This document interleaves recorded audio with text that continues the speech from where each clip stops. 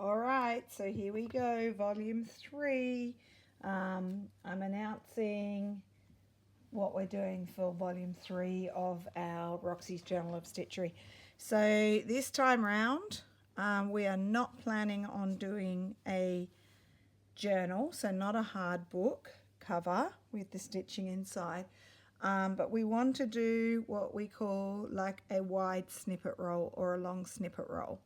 So just to give you an idea of what a snippet roll is, I have this lovely snippet roll that my friend Pam made for us, our friend. Lovely Pam, does gorgeous stitching. And this is what a snippet roll is. Okay, so it's where, hang on, let me get this undone. There we go. It is where you basically can use a different kind of spool, so like this one's a wooden one, and then basically you do a long stitched piece where you just keep adding to it and adding to it. So Pam did this absolutely gorgeous garden themed, mostly garden themed because she loves her garden and her birds, snippet roll, and on the back she's put this gorgeous fabric. So our concept is the same, that it will be a snippet roll, but instead of a little spool like this one, we're actually going to go for a nice big chunky spool. So I do need to take this cotton off, and I will take this cotton off and wind it onto something else. And then you'll find that the spool is actually quite deep. So just like this one with Pam's, if you see when you roll it up, the stitching becomes more chunky than the actual spool. I'm expecting that our project will become more chunky than this spool. So this will be something where you can just keep adding and adding and adding, and it's up to you how thick and chunky it gets.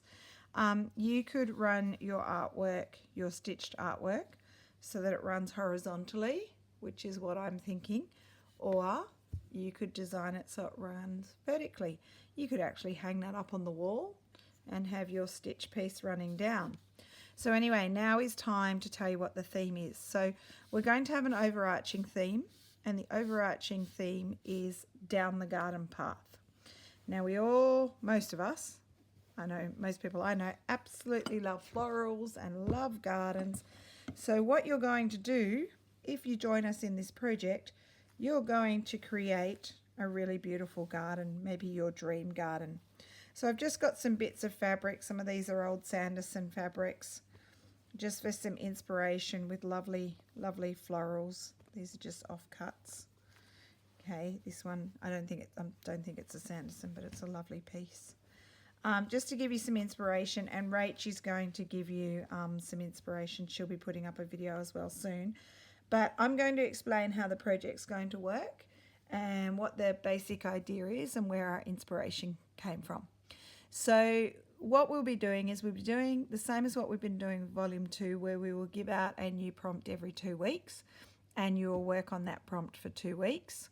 There's going to be no special features, okay? It is just simply the prompts, and it will just be, sometimes we're going to give 2 prompts at the same time, so you've got some choice, but most of the time it will just be 1 prompt. So we'll give you some options if you prefer. And the idea is that because you're doing a snippet roll and it's one long thing, you won't be doing 1 page on each prompt, but you'll be adding your prompts to your snippet roll. So you might add 2 right at the beginning of your snippet roll. So add 1 first, and then 3 prompts down the road you decide to add that feature back at the beginning again. So there's no set plan for where you add your prompts. That means that you can work ahead if you want to. You're creating a garden, and it's going to be a garden with lots of prompts and lots of embellishments. So you want to give yourself some space. So if you were to do a small snippet roll like this, you'd only be able to do little tiny prompts, like the prompt could be mushrooms, and you'd have to do little ones like this, or butterflies. But if you work on a large spool, you'll have more space to be able to do that, and obviously you can make it as long as you want. Now, if you don't have a spool, or you don't like the idea of a spool, you're very welcome to do this as a wall hanging. it would look fantastic as a big wall hanging, like a big rectangular or square wall hanging.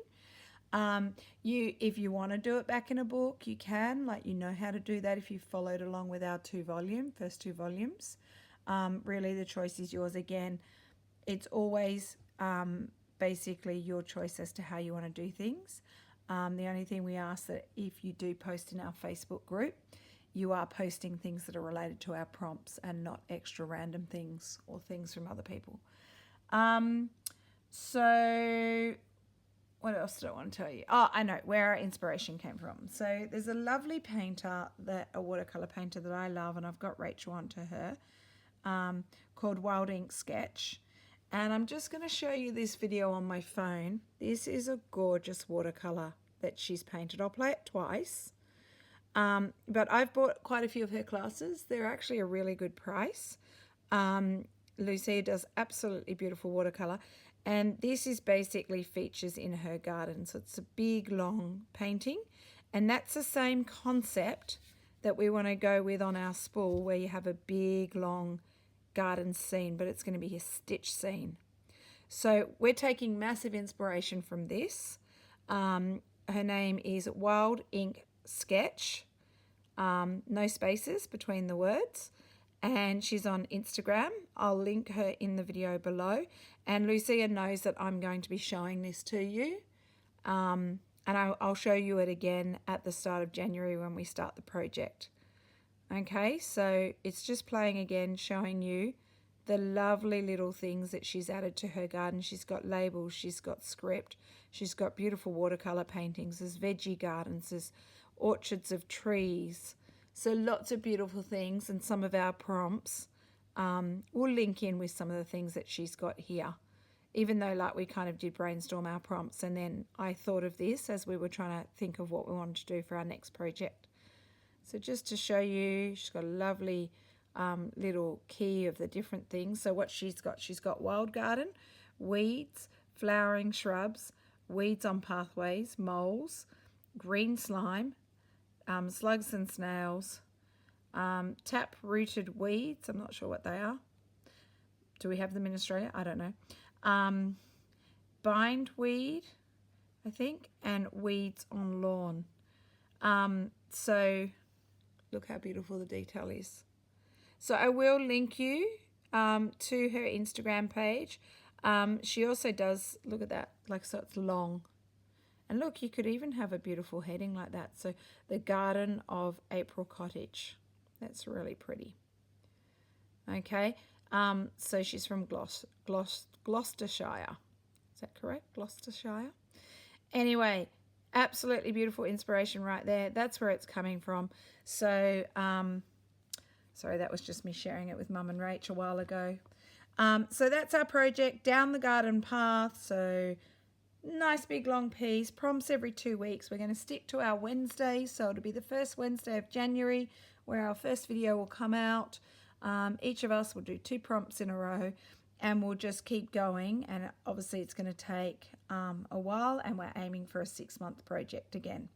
And we will show you, you don't attach your sewing right at the beginning.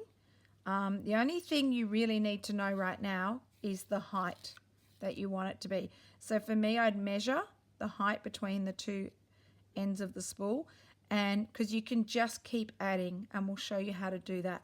So I will get some strips of maybe calico as my base. That is that height, doesn't matter how long, because I can keep adding as I need to. All right, so have a think about how you want to present it, whether it's going to be a wall hanging or on a spool, or maybe you want to go back with the book again. It's up to you. And then if it's on a spool, it's just the height.